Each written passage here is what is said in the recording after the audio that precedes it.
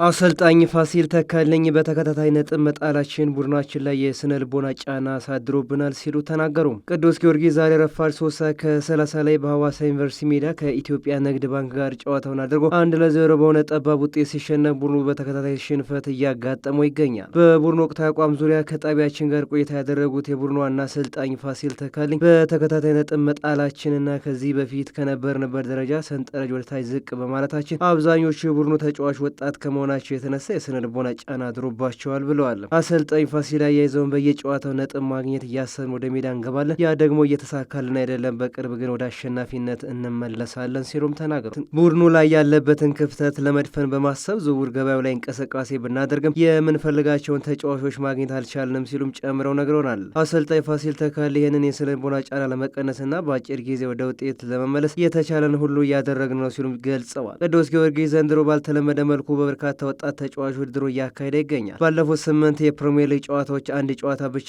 ማሸነፍ ሲችል በሶስቱ አቻ ሲለያይ በአራቱ ሽንፈት ገጥሞታል። ፈረሰኞቹ በ23 ጨዋታ 30 ነጥብ ሰብስበው በጊዜያዊነት 11ኛ ደረጃ ላይ ተቀምጠዋል።